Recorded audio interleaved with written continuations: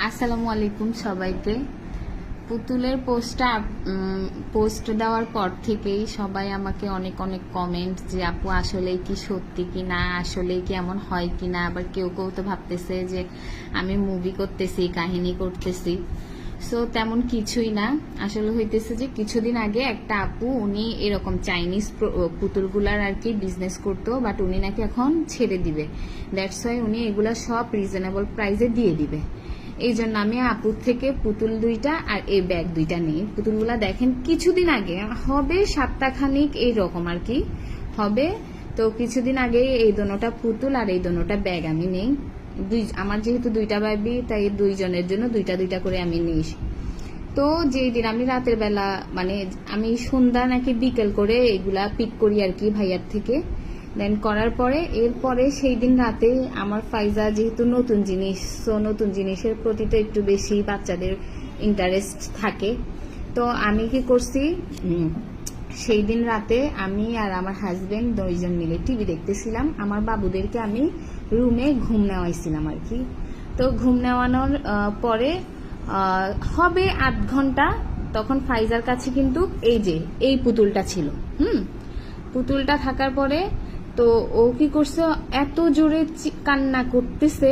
আমি আর আমার হাজবেন্ড দুইজনই রুমে দৌড় দেই। দৌড় দেওয়ার পরে দেখলাম যে ও খুব কান্না করতেছে। এখন ও বলতেছে যে আম্মু আম্মু পুতুলটা আমার থেকে সরাই ফেলো সরাই ফেলো। এখন আমি বলি কি রে, মনে হয় কোনো স্বপ্ন টপ্ন দেখছে। মানে ওর ওই বিষয়টাকে আমরা কোনোভাবেই মানে একটু মাথায়ও নেই। আচ্ছা, যেই দিনই ও পুতুলটা নিয়ে ও ঘুমায়, সেই দিনই দেখি যে কোনো না কোনো ও এরকম কান্না করে, ও রাতে উঠে বসে যায়, এই টাইপসের কিছু। আচ্ছা ঠিক আছে।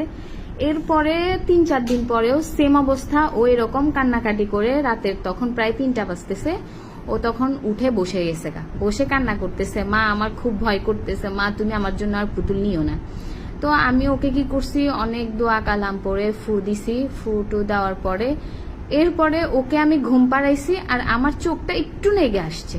আসার পর দেখলাম যে এই পুতুলটাই, সেম এই পুতুলটাই দেখলাম যে আমার হাতটা ধরে টেনে আমাকে বারান্দার দিকে নিয়ে যাইতেছিল। আমি যখন টান দিছে তখনই আমার বুকটা ধুপ করে উঠে, আমি পুরো ঘুম থেকে লাফাই উঠে আমি দোয়া দুরুস একদম মোবাইলে রুকাইয়া সবকিছু ছেড়ে দিয়ে আমি আর ওই দিন পুরা রাত এক ফোঁটাও ঘুমাইতে পারিনি। আচ্ছা, তো আমি ভাবছি যে এটাও আমার মনের ভুল। তো এটাও, আর এই যে আজকে যে পোস্টটা করছি এটা হচ্ছে গতকালকের রাতের কথা আর কি। গতকাল রাতে এমনি তো আমি ঘুমাইতে পারি নাই, আমার ছোট বাবুটার অনেক বেশি জ্বর ছিল। তো আমার ঘুমটা মানে কি চোখে আসে, তো ও ছোটটা কান্না করে, তো মানে উঠে যেতে হয় আর কি। পরে যখন আমি রাতের বেলা কি করছি, ওই যে তখন প্রায় হবে 3:30 কি 4টা এই টাইমটাই হবে। ওই টাইমে আমার ফাইজা আবার ঘুম থেকে উঠে কান্না করতেছে, মা তোমাকে বলছিলাম না তুমি আমার জন্য আর পুতুল আনবা না, আমি আর পুতুল নিয়ে খেলা করব না, পুতুল আমাকে খামচি দেয়, এরকম কথা বলছে। বলার পরে আমার থেকে মনে হয়েছে যে হয়তো ওর টিভি দেখছে, কিছু স্বপ্নে দেখছে, এইরকম কিছু। আমি তখনও এই বিষয়টাকে এতটুকু মাথায় নিই নাই যে একটা পুতুল কি করতে পারে। বাট আসলে মুসলমানদের জন্য যে পুতুলটা কিন্তু এরকম টাইপসের পুতুল থাকলে কিন্তু ওই ঘরে রহমতের ফেরেশতা ঢুকে না।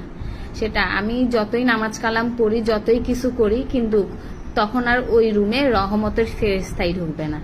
তো যাই হোক, এরপরে আজকে সকালে যখন আমি দুপুরের দিকে আমার মেয়েকে গোসল করাইতে নেই, যখন আমি ওর পিঠে পানি দিব তখন দেখতেছি যে মানে ও পানি দেওয়ার সাথে হয়তো একটু জ্বলে উঠছে। ও আমাকে বলছে উফ মা ব্যথা পাচ্ছি আমি। তো আমি যেই না ওর পিঠের দিকে তাকালাম, আমার তো পুরা মাথা দিয়ে একদম ঘাম বের হয়ে গেছে। কি রে, এটা কি হইলো? তো আমি ওকে জিজ্ঞেস করলাম, মানে তুমি কেউ কি তোমাকে মাইক দিছে? আমার মেয়ে কিন্তু বাসা থেকে কোথাও যায় না, কারোর সাথে খেলাও করে না, হয় টুইবি, হয় ওর ছোট বোনের সাথে খেলা, না হয় বারান্দা, এরকমই, আর কোথাও ও যায় না। তো তারপর আমি ওকে বারবার জিজ্ঞেস করতেছি তুমি কোথাও ব্যথা পাইছো, কোথাও পড়ে গেছো? ও বলে যে না মা, তোমাকে আমি বলছি না, পুতুল আমাকে খামচাই দিছে, পুতুল আমাকে খামচাই দিছে। তো যাই হোক, তো যাই হোক, এখন কেউ যদি বিশ্বাস করে তো করবে, না করলেও আমার কিছু করার নাই। কিন্তু আসলে তো সত্যি কথা এটাই যে এরকম ধরনের পুতুল বাসায় থাকলে কোনো প্রকার সে বাসায় রহমতের ফেরেস্তা ঢুকে না, বা জিন বা বদনজরের। ও আচ্ছা, আরেকটা কথা, আমি আমার মেয়েকে হুজুরের কাছে নিয়ে গেছিলাম, ওর বাবা নিয়ে গেছিল আর কি। তো হুজুরে বলতেছে এটা তো অস্বাভাবিক কিছু না, এরকম পুতুলের মধ্যে অনেক সময় জিন জিন এরকম থাকে। তো পরেও যে হুজুরে কি করছিল, ওকে ফু দিয়ে দিছে, তারপরে রুম বন্ধ হওয়ার জন্য একটা তাবিজ দিছিল, এরপর ওকে পানি পড়া দিছে। পানি পড়াগুলো আমি এই যে এখানে মগের মধ্যে রাখছি পানি পড়াটা। আর এই যে, তো আজকে রাতে আমি ভাবছি যে এখান থেকে একটা পুতুল, যেহেতু আমার এই যে ড্রয়িং রুমে ঢুকতে একটা ক্যামেরা আছে, তো পুতুলটাকে আমি কি করব, ক্যামেরার সামনে রেখে তারপরে কি করব, দেখবো এই পুতুল কিছু করে নাকি। যদিও বা জানি না, আল্লাহ মাফ করুক, এরকম কিছু হয় কিনা। তারপরেও একটা আর কি দেখি যে কিছু হয় নাকি। তো আর যারা বিশ্বাস করতেছেন না, আমার কিছু করার নাই। আর এই পুতুলগুলো আমি আসলে আজকে ফেলে দিতাম, কিন্তু একটা ভাইয়া আমাকে অনেক বেশি রিকোয়েস্ট করতেছে যে ওনাকে আমি পুতুলটা দেওয়ার জন্য।